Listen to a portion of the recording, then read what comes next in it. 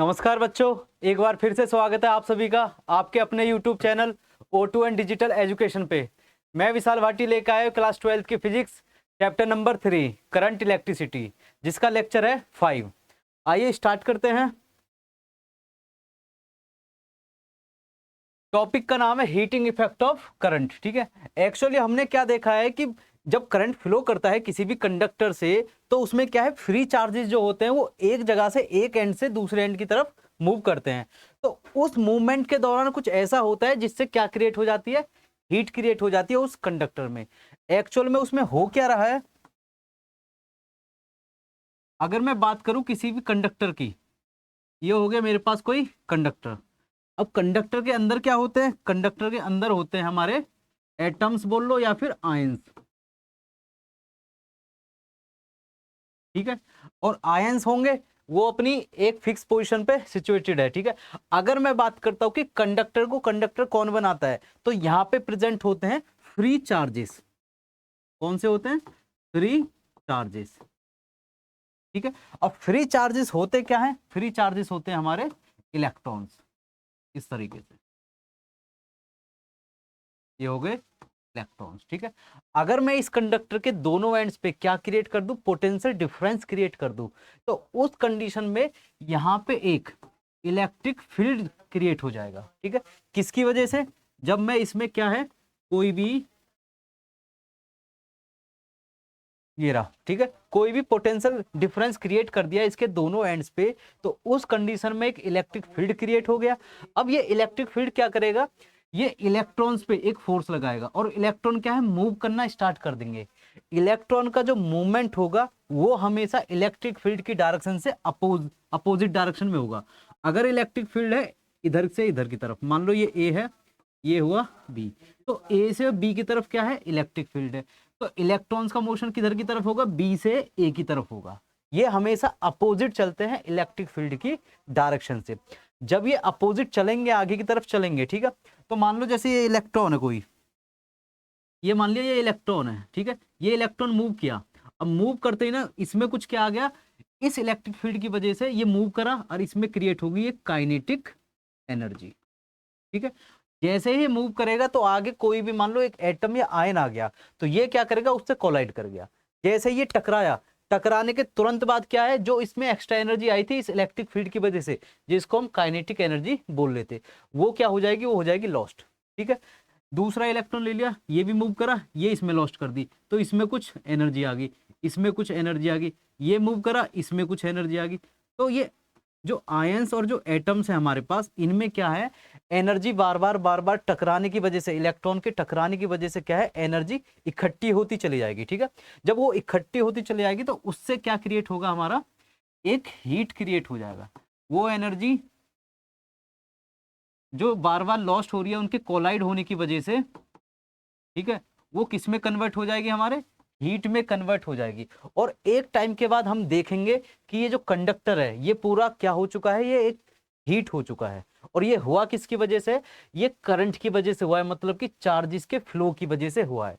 इस वजह से हम इसको क्या बोलते हैं, हीटिंग इफेक्ट ऑफ करंट, कि करंट की वजह से क्या क्रिएट हो गया है, हीट क्रिएट हो गया है किसी भी कंडक्टर में। और इसका दूसरा नाम क्या है, जूल्स हीटिंग इफेक्ट, क्योंकि ये किसने डिस्कवर करा था, जूल ने डिस्कवर करा, तो उसने अपने नाम पे जूल्स हीटिंग इफेक्ट इसको बोल दिया। तो ये कॉन्सेप्ट था हमारा हीटिंग इफेक्ट ऑफ करंट का। आगे चलते हैं।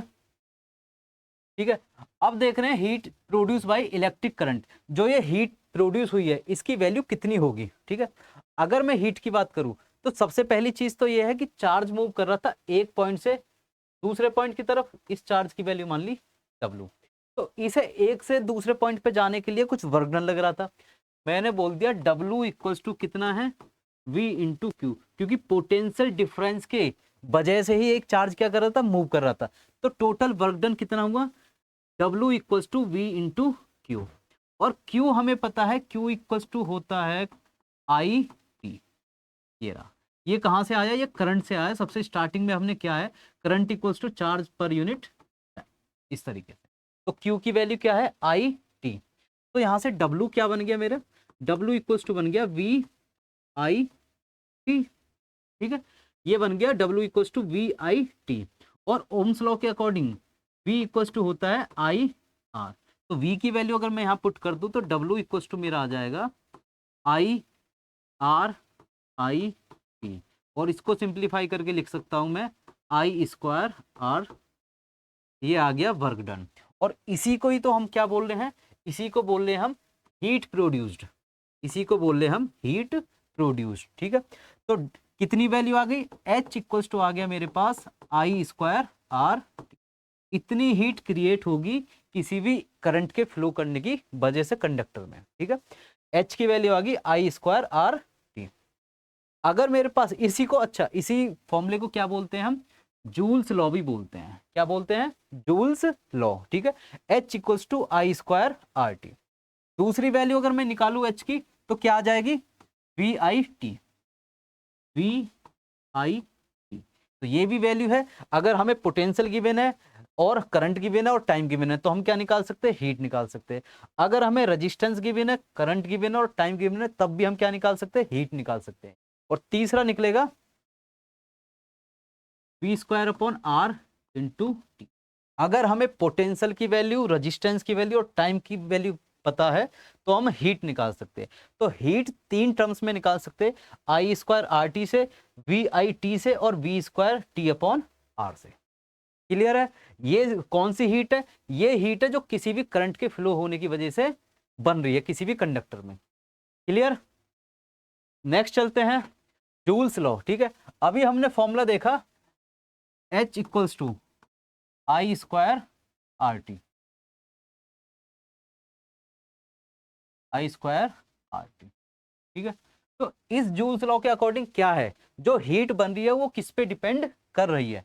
तो पहली चीज तो ये है कि हीट जो बनी है वो किस पे डिपेंड कर रही है, directly proportional to the square of current. मतलब कि जो करंट है उस वायर में, उस कंडक्टर में, उसके स्क्वायर के डायरेक्टली प्रोपोर्शन है, पहली चीज। दूसरा बोल दिया directly proportion to the resistance, जो उस वायर का रेजिस्टेंस है उस करंट आई पे, उसके क्या होगी, डायरेक्टली प्रोपोर्शन होगी। तो डायरेक्टली प्रोपोर्शन किसके आ गई, रेजिस्टेंस के आ गई। सेकंड, ठीक है। थर्ड पॉइंट आता है कि directly proportional to the time, कितने टाइम तक करंट फ्लो किया है। ठीक है, एक टर्मिनल से दूसरे टर्मिनल पे कितने टाइम तक करंट फ्लो किया है, तो उसी के क्या है, डायरेक्टली प्रोपोर्शनल टाइम के आगे।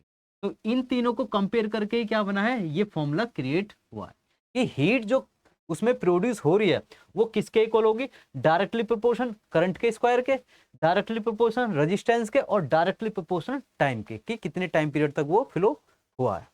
ठीक है, नेक्स्ट चलते हैं इलेक्ट्रिक पावर। अब इलेक्ट्रिक पावर की बात करूं तो ये एक्चुअल में हम अलग अलग डेफिनेशन से अलग अलग मतलब इसके देखेंगे। ठीक है, एक एक करके सारी डेफिनेशन हम इसको पढ़ेंगे कि किस डेफिनेशन से क्या मतलब बन रहा है। इलेक्ट्रिक पावर चेंज नहीं होती है, उसका मतलब एक है, बस बोलने के तरीके अलग है। जैसे पहला है electric power can be defined as, किस तरीके से, the rate of doing electric work. ठीक है, जो भी हम काम कर रहे हैं, इलेक्ट्रिक काम करवा रहे हैं, ठीक है, चार्जेस को इधर से उधर पहुंचा रहे हैं, उसे करने में उसका जो रेट है, मतलब कि पर यूनिट टाइम के साथ जो उसका कनेक्शन है, उसी को हम क्या बोल रहे हैं, इलेक्ट्रिक पावर बोल रहे हैं। पावर को डिनोट करते हैं हम पी से, तो इसके अकॉर्डिंग क्या बना, W अपॉन टी। ठीक है जी, तो W अपॉन टी को ही बोलते हैं rate of doing work. Second definition हम देखते हैं, the rate at which the work is done by the source of EMF in maintaining an electric current through a circuit. कि कोई भी इलेक्ट्रिक सर्किट है, ठीक है, उसमें क्या है, EMF के द्वारा जो वर्क किया जा रहा है उसके करंट को फ्लो होने के लिए, ठीक है, उस सर्किट को कंप्लीट रखने के लिए, उसके करंट को कंटिन्यूअस फ्लो करने के लिए जो वर्क डन किया जा रहा है, उसी के रेट को क्या बोलते हैं हम, इलेक्ट्रिक पावर बोलते हैं। अगली डेफिनेशन है, it is the heat energy produced, heat energy जो प्रोड्यूस हुई है, energy dissipated per unit time.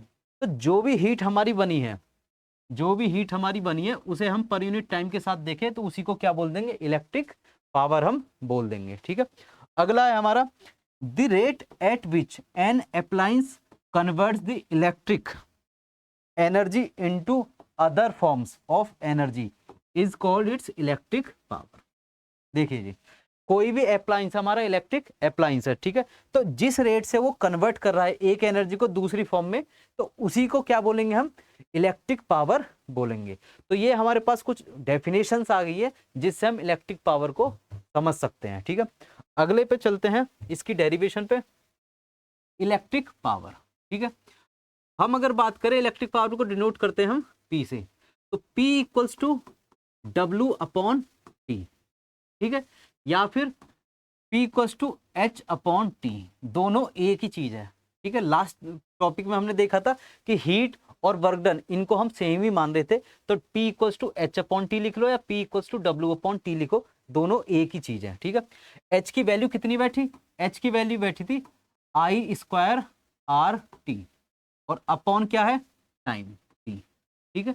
तो इस T से ये कैंसिल हो गया, तो पावर इक्वल्स टू आ गया मेरे पास सीधा सीधा I स्क्वायर R, क्लियर है। तो ये आ गया मेरे पास I स्क्वायर किसकी वैल्यू, पावर की वैल्यू। अगर मैं वर्क डन से निकालूं तो P इक्वल्स टू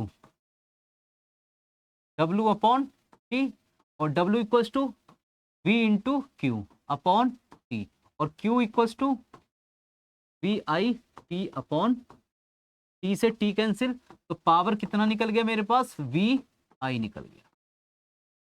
तो दो फॉर्मूले आगे, power equals to VI potential difference into current, ठीक है। दूसरा फॉर्मूला आया P equals to I square R। हमें पता है कि V इक्वल्स टू होता है I R, तो मैं क्या रख रहा हूं, I की वैल्यू यहां से निकाल लूं या फिर इस फॉर्मूले में रख दो। तो V equals to I R में यहां पे पुट करूं I R इंटू I, ठीक है। तो P इक्वल्स टू बन गया I स्क्वायर। तो यही क्या है, ये सेम है, ठीक है। या तो इस फॉर्म में लिख लो, इसको कन्वर्ट कर गया इस फॉर्म में लिख लो, आनी वैल्यू सेम है। अगर मैं इसकी जगह I की जगह क्या ले लूं, यहां से इस फॉर्मूले को मैनिपुलेट करके I इक्वल्स टू क्या बन जाएगा, V अपॉन, तो यहां से मैं P इक्वल्स टू क्या बना लूंगा, V स्क्वायर अपॉन R, इस तरीके से स्क्वायर से R गया, तो सीधा सीधा P की वैल्यू क्या आ गई, V स्क्वायर अपॉन। तो मैं इलेक्ट्रिक पावर को तीन फॉर्मूले में डिनोट कर सकता हूं, कौन कौन से, कि P equals to I square R, P equals to V square upon R, और तीसरा फॉर्मूला है P इक्वल्स टू VI। तो तीन फॉर्मूले आगे मेरे इलेक्ट्रिक पावर के, क्लियर है। अगर मैं इसके यूनिट की बात करूं, ठीक है, तो यहां से देखिए ये क्या बना, VI, V होता है वोल्ट, I होता है एम्पियर, तो एम्पियर वोल्ट, ठीक है। इसके यूनिट की बात कर रहा हूं मैं, यूनिट ऑफ पावर, ठीक है जी, ऐसा यूनिट इसको बोल देंगे हम। देखिए तो P इक्वल्स टू क्या है, VI, V का है वोल्ट, I का है एम्पियर, ठीक है जी। तो इसे सिंपलीफाई कर देंगे, यूनिट क्या बनी इसकी, यहां से ड्राइव यूनिट बनी इसकी एम्पियर और वोल्ट, ठीक है। और इसकी जो SI यूनिट होती है एक्चुअल में वो होती है वाट, क्या होती है, वाट। तो वाट का मतलब भी होता है एम्पियर वोल्ट, क्लियर है। जब हमें ज्यादा बड़ी यूनिट देखनी है पावर की, ठीक है, तो हम क्या यूज करते हैं, किलोवाट, ठीक है, या फिर मेगावाट, ठीक है। इसका मतलब किलोवाट का मतलब 1000 वाट, इसका मतलब 10 की पावर 6, ये होती है बड़ी क्वांटिटीज के लिए यूज, क्लियर है, ठीक है। तो ये आ गई मेरी SI यूनिट ऑफ पावर, ठीक है। नेक्स्ट चलते हैं इलेक्ट्रिक एनर्जी पे, ठीक है। अब इलेक्ट्रिक एनर्जी की अगर बात करूं तो एक्चुअल में ये है क्या, टोटल इलेक्ट्रिक वर्क डन, ठीक है, टोटल इलेक्ट्रिक वर्क डन, जो इलेक्ट्रिसिटी ने टोटल वर्क डन किया है, या फिर the energy supplied by the source of EMF in maintaining an electric current in an electric circuit, ठीक है। किसी भी EMF ने जो एनर्जी सप्लाई की है, किसको मेंटेन करने के लिए, इलेक्ट्रिक करंट को मेंटेन करने के लिए, ठीक है जी, for a given time is called electric energy, ठीक है। कि किसी भी गिवन टाइम में जितनी भी एनर्जी उसने सप्लाई की है किसी भी इलेक्ट्रिक करंट को किसी अप्लायंस में मेंटेन करने के लिए, उसी को हम क्या बोल रहे हैं, इलेक्ट्रिक एनर्जी बोल रहे हैं। अब इलेक्ट्रिक एनर्जी की बात अगर कर रहे हैं तो सीधा सीधा हम बोलते हैं कि जो हमारा बिल आता है, इलेक्ट्रिसिटी बिल, ठीक है जी, तो उसमें यही आता है कि हमने कितनी इलेक्ट्रिक एनर्जी यूज करी है, ठीक है। और उसमें जो बिल आता है हम देखते हैं जो कॉमर्शियल यूनिट होती है हमारी, ठीक है जी, जिसको बोलते हैं हम 1 यूनिट। एक्चुअल में 1 यूनिट का मतलब है क्या, ठीक है, वो क्या है, एक इलेक्ट्रिक एनर्जी है जिसको हम बोल रहे हैं 1 यूनिट। 1 यूनिट का मतलब होता है 1 किलोवाट आवर, मतलब कि 1 आवर में 1 किलोवाट हमने क्या यूज करी है, इलेक्ट्रिसिटी यूज करी, मतलब कि पावर यूज करी है 1 आवर तक, ठीक है। तो उसी को कंबाइनली हम क्या बोल रहे हैं, 1 यूनिट बोल रहे हैं, ठीक है। तो 1 kilowatt hour equals to 1 unit, ठीक है। अगर मैं बात करूं 1 किलोवाट आवर को कन्वर्ट करूं एनर्जी में, तो 1 किलोवाट को क्या लिख सकता हूं मैं, 1000, और आवर को लिख सकता हूं 3600 सेकेंड्स, इसको लिख दिया मैंने वॉट। तो ये बन गया 3.6 इंटू 10⁶ जूल, ठीक है जी, जूल्स, जूल नहीं आएगा, ये आएगा वाट सेकंड, ये आएगा, ठीक है। 3.6 इंटू 10⁶ वाट सेकंड। और इसी को मैं क्या लिख सकता हूं, इसी को लिख सकता हूं मैं जूल। क्लियर है ये चीजें, तो इसी को क्या लिख सकता हूं मैं, जूल लिख सकता हूं। इस तरीके से जो 1 किलोवाट, 2 किलोवाट, 3 किलोवाट जो है ये यूनिट्स होती हैं, कि 1 यूनिट बिजली का बिल आया, 2 यूनिट, 10 यूनिट, 20 यूनिट, 40 यूनिट, ठीक है। तो उसका फिर मेजरमेंट हमें कॉस्ट कैसे देनी होती है, कि मान लो 1 यूनिट बिजली का बिल आया और 1 यूनिट का जो रेट है वो मान लो 3 रुपए है, 3 रुपए है, ठीक है। अगर हमसे बोल दिया कि 10 यूनिट का कितना हुआ, तो 10 यूनिट का सीधा सीधा कर देंगे 10 इंटू 3, तो आगे 30 रुपीज। इस तरीके से हम क्या निकालते हैं, इलेक्ट्रिक एनर्जी निकालते हैं। क्लियर है ये चीजें, आगे चलते हैं। अब है power consumed by combination of appliances. हमारे जो घर हैं, घरों में जो अप्लायंसेस यूज होते हैं वो एक्चुअल में सीरीज में कंबाइन होंगे या फिर पैरेलल में कंबाइन होंगे। जैसे हम रेजिस्टेंस के लास्ट क्लासेस में देखा था कि रेजिस्टेंस को हम कनेक्ट करते हैं किस में, सीरीज में या फिर पैरेलल में। तो पहले हम देखेंगे कि अगर हम सीरीज कॉम्बिनेशन लेते हैं तो उस कंडीशन में टोटल पावर कितनी कंज्यूम होगी। तो एक सर्किट लेते हैं, ये मान लो एक सर्किट हो गया,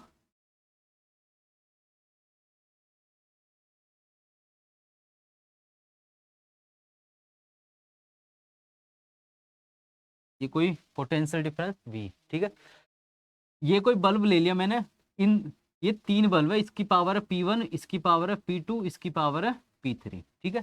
तो अगर मैं बल्ब की बात कर रहा हूं तीनों की, तो P1, P2, P3, तो इस कंडीशन में ये क्या आ गया मेरे पास, इसकी कोई वोल्टेज है अपनी V, इसकी भी कोई वोल्टेज है V, और इसकी भी वोल्टेज कितनी होगी V। इसका कोई रेजिस्टेंस है, मान लिया मैंने R1, इसको बोल दिया R2, इसको बोल दिया R3, ठीक है। सारे किस में कनेक्ट है, सीरीज में कनेक्ट है। तो इस कंडीशन में अगर मैं नेट रेजिस्टेंस की बात करूं, नेट रेजिस्टेंस कितना होगा, R1, R2, R3, ठीक है। और हमने एक फॉर्मूला पढ़ा है, power equals to V² upon R, ये फॉर्मूला देखा है अभी हमने, ठीक है। तो इसके अकॉर्डिंग क्या होगा, Rn equals to R1, R1 कितना बैठा, यहां से R1 निकालू, R इक्वल्स टू बैठा V²अपॉन P, R1 की बात हो रही तो P1 की, तो ये बैठ गया V²अपॉन P1, V²अपॉन P2 और V²अपॉन P3। नेट की बात हो रही है रेजिस्टेंस की, तो ये भी क्या बैठेगा, V²अपॉन P नेट, ठीक है, इक्वल्स टू V²अपॉन P1, V²अपॉन P2 और V²अपॉन P3, ठीक है। मुझे एक चीज दिख रही है कि जो V है वो सब में कॉमन है, क्योंकि सब सेम रीडिंग के थे, वोल्टेज क्या है सेम आ रही है सब में, तो ये V क्या है कॉमन निकल के कैंसिल आउट हो जाएंगे आपस में इस तरीके से, ठीक है। जब ये कैंसिल हो गए तो मेरे पास जो फाइनल बना है वो क्या बना है कि 1/P नेट वाला जो है इक्वल्स टू बन गया 1/P1 plus 1/P2 plus 1/P3। ठीक है, कि जितने भी हम बल्ब वगैरह जो अप्लायंसेज हैं अगर हम सीरीज में कनेक्ट करते हैं तो टोटल जो पावर आएगी सीरीज में वो क्या आ जाएगी, रेसिप्रोकल का सम आ जाएगी टोटल। ठीक है, तो ये क्या आ गया 1/P net equals to 1/P1 plus 1/P2 plus 1/P3। ये आ गया मेरे पास फाइनल टोटल पावर। कब, जब हम कॉम्बिनेशन कर रहे हैं सीरीज में। क्लियर है। अब इसमें एक चीज और देखते हैं कि अगर मान लो P1 equals to P2 equals to P3 है और इक्वल्स टू Pn, बहुत सारे हमने कनेक्ट कर दिए हैं, सारे क्या है सेम वाट के हैं। ठीक है, तो उस कंडीशन में जो P नेट निकलेगा, P नेट की वैल्यू आ जाएगी P, इसको मान लो P अपॉन जितने नंबर्स के बल्ब हमने कनेक्ट करें, 10 करे हैं तो P/10, 20 करे हैं तो P/20, 30 करे तो P/30, 15 करे तो P/15, इस तरीके से आ जाएंगे। अगर 3 की बात करूं तो P/3, तो नेट पावर आ जाएगी कि उसमें हम उतने ही नंबर से डिवाइड कर देंगे तो हमारे पास आ जाएगी वैल्यूज। क्लियर है, ये कब है, जब सीरीज में हम कनेक्ट करवा रहे हैं। ठीक है, नेक्स्ट चलते हैं। अब है power consumed by combination of appliances in parallel combination. ठीक है, अब हम बल्ब्स को क्या करेंगे, कनेक्ट करेंगे, अप्लायंसेज को क्या कर रहे हैं, कनेक्ट कर रहे हैं पैरेलल कॉम्बिनेशन में। ठीक है, पैरेलल कॉम्बिनेशन फॉर्म करेंगे तो कुछ इस तरीके से आएगा मेरा।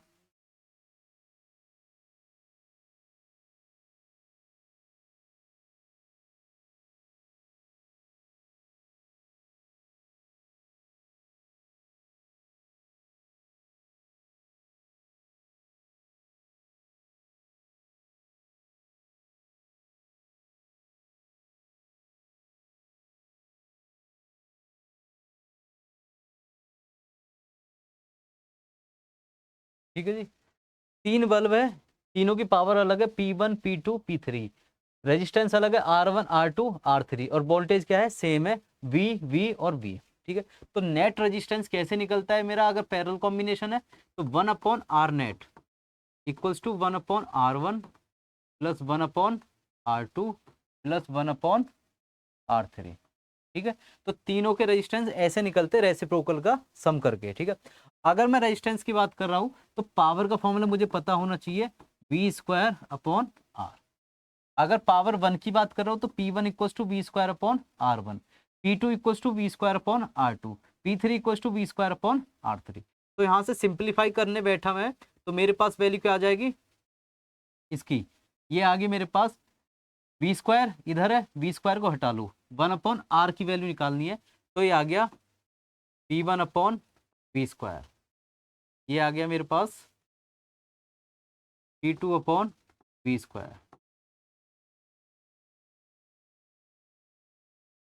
ये है P net upon V² equals to P1/V² plus P2/V² plus और P3/V।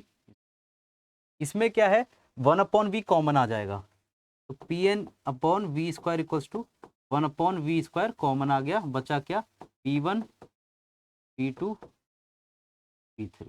ठीक है, V² से V² कैंसिल, तो फाइनल हमारी वैल्यू क्या बनी है, P नेट इक्वल्स टू आ गया P1 प्लस P2 प्लस, तो पैरेलल कॉम्बिनेशन में टोटल पावर कंज्यूम्ड अगर निकालनी है तो हम क्या करेंगे, सबको एल्जेब्रिकली सम कर लेंगे तो हमारे पास टोटल पावर की वैल्यू आ जाएगी। क्लियर है, आगे चलते हैं। कुछ इंपॉर्टेंट फैक्ट्स हैं रिगार्डिंग द पैरेलल और सीरीज कॉम्बिनेशन। ठीक है, अगर मैं बात करूं बल्ब्स कनेक्ट कर रहा हूं मैं, bulbs having lowest voltage power will have maximum resistance, ये कब की बात हो रही है, जब मैं सीरीज में कनेक्ट कर रहा हूं।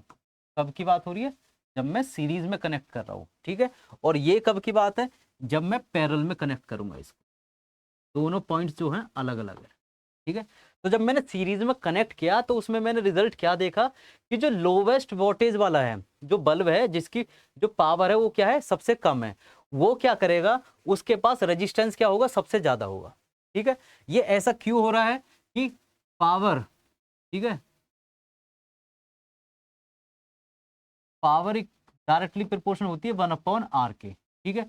जिसका रेजिस्टेंस सबसे ज्यादा उसकी पावर सबसे कम, जिसका रेजिस्टेंस कम उसकी पावर सबसे ज्यादा।